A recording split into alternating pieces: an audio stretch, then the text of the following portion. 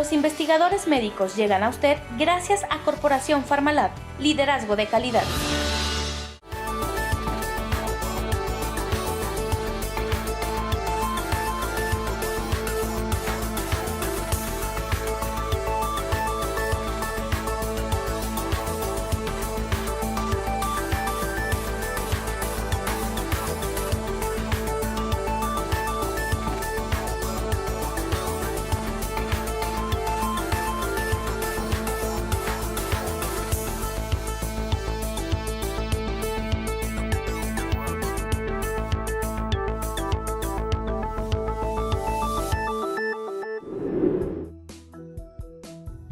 Alimentación es la ingestión de alimento por parte de los organismos para proveerse de sus necesidades alimenticias, fundamentalmente para conseguir energía y desarrollarse. Una alimentación saludable significa comer en forma equilibrada todos los alimentos disponibles, con una correcta selección y un adecuado consumo de los mismos. Es decir, una alimentación variada asegura la incorporación y aprovechamiento de todos los nutrientes que necesitamos para crecer y vivir saludablemente.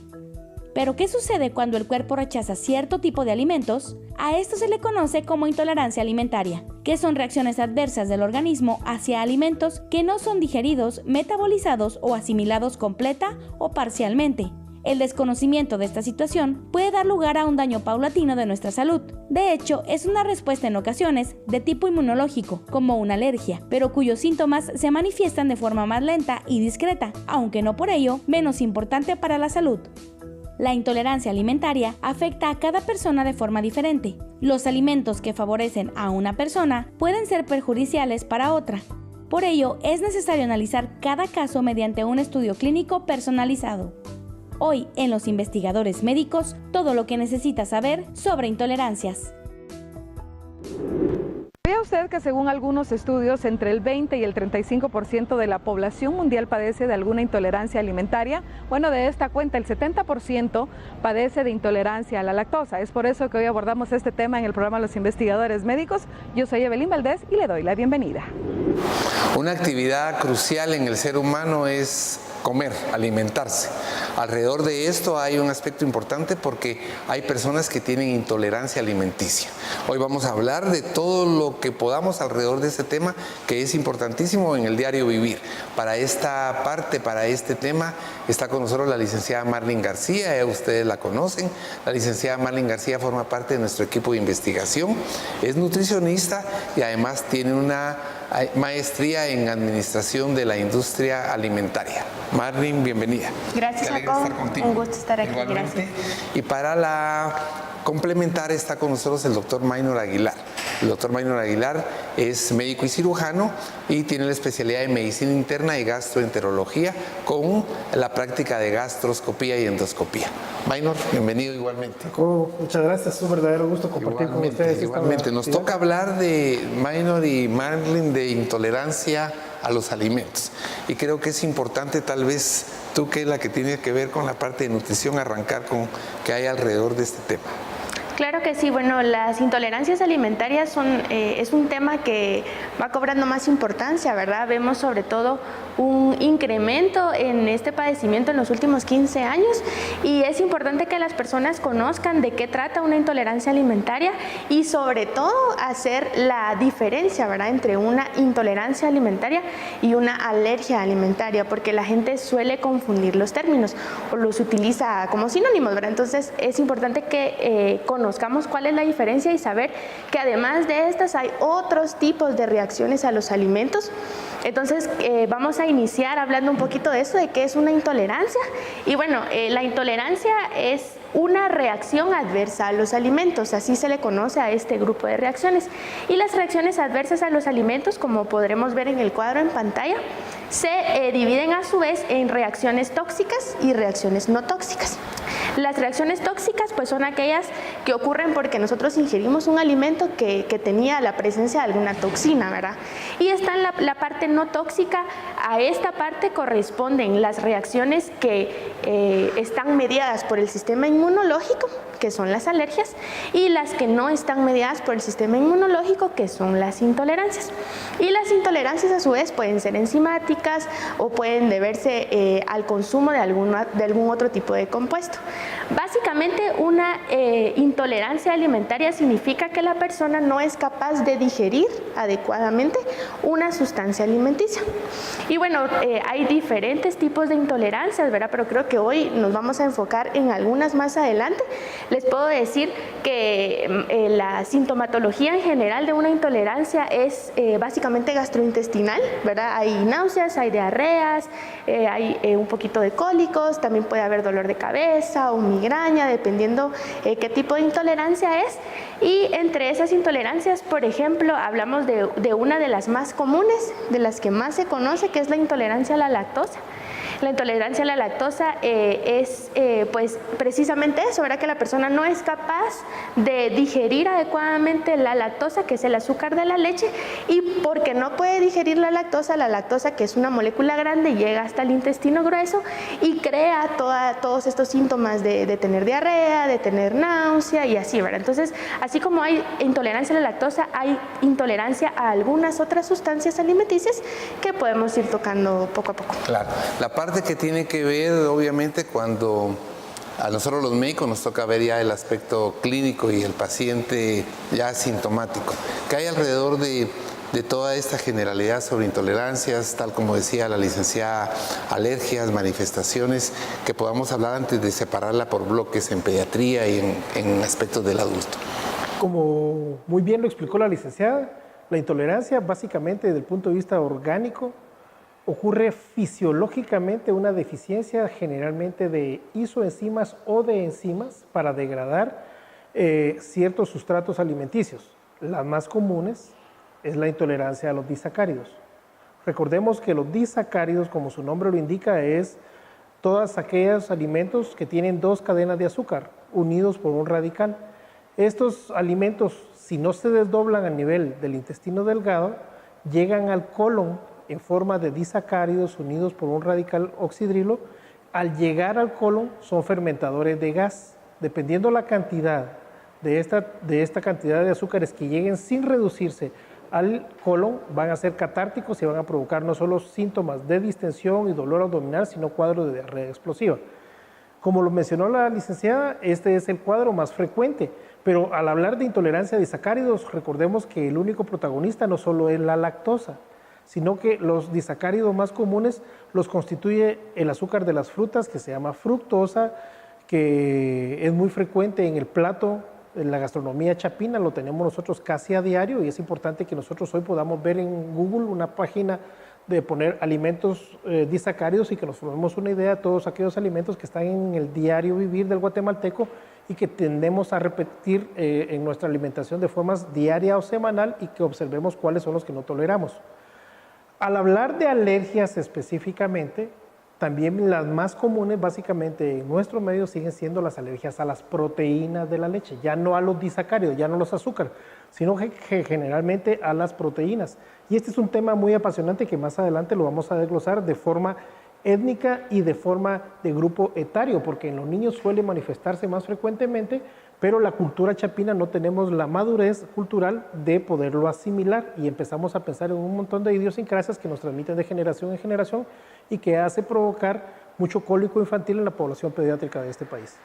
Hablando de ese aspecto y con todo este bagaje que hablamos de generalidades, ¿cuáles podrían ser como algunas sintomatologías que hubieran en general para que las personas estén prestas a saber o a reconocer que pueden tener una intolerancia o una alergia? Bueno, una de las cuestiones que nos puede orientar un poquito es el tiempo en el que aparecen las reacciones. Por ejemplo, con las alergias suele ser una reacción inmediata, ¿verdad? No siempre, pero es lo general. En cambio, en el caso de una intolerancia, los síntomas empiezan a aparecer más o menos a partir de los 30 minutos o hasta las 2 horas. También, en el caso de una alergia, una incluso muy pequeña cantidad del alergeno desencadena toda esta sintomatología. En cambio, en el caso de las intolerancias, hay personas que todavía logran tolerar cierta cantidad, por ejemplo, de lactosa. En el caso de una alergia no toleran absolutamente nada. Y bueno, para las intolerancias, como decíamos, la mayoría de síntomas son a nivel gastrointestinal, pero también podemos tener algunos dolores de cabeza, migraña. Por ejemplo, hay personas que el chocolate o la cafeína les genera cierta intolerancia, ¿verdad? Y ellos sufren mucho de migraña. Y por ejemplo, también ahora conocemos la intolerancia al glutamato monosódico. El glutamato monosódico es un aditivo que utiliza muchísimo la industria de alimentos, y nosotros podemos verlo si nos vamos a la parte de ingredientes de los alimentos, ¿verdad? Podemos ver el glutamato monosódico en muchos de estos, y ahora sabemos que el glutamato monosódico también puede generar cierta intolerancia. La persona siente dolores de cabeza, puede sentir náusea, un poco de presión en el pecho. Hay incluso un síndrome que se le conoce como el síndrome del restaurante chino, y es porque el glutamato monosódico se utiliza muchísimo en la gastronomía china. Ellos lo usan bastante. ¿Por qué? Porque es un resaltador de sabores, ¿verdad? Lo que hace el glutamato monosódico es que nosotros podamos sentir una explosión de sabores en nuestra boca. Entonces es muy utilizado, pero incluso aditivos como este puede generar una intolerancia alimentaria. Este aditivo en particular, ya que lo mencionas, tiene otras implicaciones que pudieran ser más complicadas en cuanto a efecto. Bueno, se ha platicado algo acerca de que si es cancerígeno o no es cancerígeno. Realmente las pruebas no son contundentes, ¿verdad? También tiene mucho que ver la dosis que la persona consuma en el transcurso de su vida, pero por la parte de intolerancia sabemos que sí puede generar intolerancia, y es importante sobre todo en niños, ¿verdad? Sobre todo si comen muchos alimentos empacados, los llenamos de alimentos empacados que podrían ser naturales, pero tienen todos estos aditivos que pueden generar intolerancia. Estos preservantes. Algo más acerca de esto, doctora Aguilar, relacionado con en este momento tal vez con preservantes, todos esos aditivos que hay alrededor de los alimentos. Como mencionó la licenciada, de los más comunes es las salsas de las comidas chinas. La salsa soya, la salsa inglesa tienen altas concentraciones de estos preservantes que van a dar generalmente reacciones alérgicas, no tanto intolerancias. Las manifestaciones clínicas más frecuentes desde el punto de vista enzimático, fisiológico de las personas, suelen consultar cuando es repetitiva la distensión, la producción y el manejo excesivo de gas. Las personas tienden a quejarse que están muy distendidas constantemente, que no hay medicamentos que suelen aliviar la sintomatología de la distensión.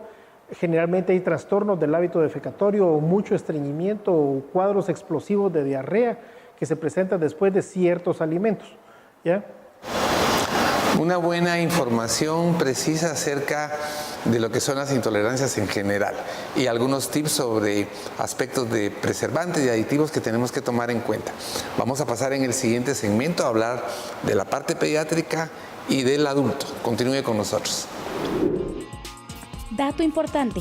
Las intolerancias pueden ser provocadas por alimentos, bebidas, aditivos, fármacos o productos de otro tipo ingeridos accidentalmente. Se producen por la acumulación de componentes de los alimentos que no se asimilan correctamente, y ello genera una reacción inflamatoria que en ocasiones se manifiesta con diversos síntomas clínicos. Es decir, cuando se produce una intolerancia alimentaria, uno o varios alimentos generan una respuesta anormal del organismo y desencadenan unos trastornos, bien digestivos o bien de otro tipo, que en la mayoría de los casos no se relacionan con él o los alimentos que los originan, ya que se producen síntomas inespecíficos que conducen a patologías crónicas.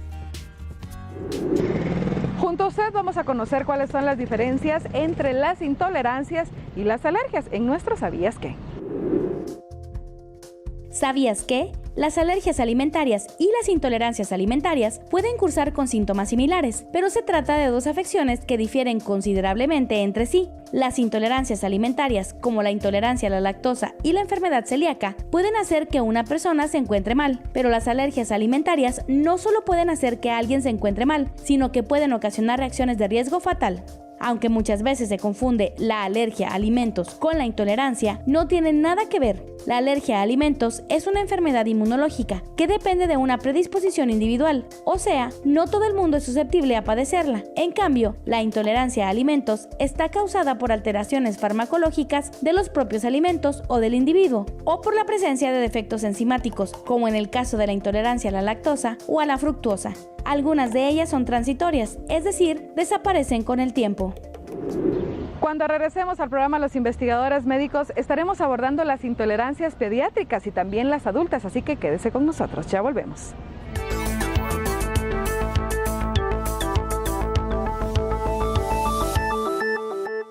Lo más importante es su salud.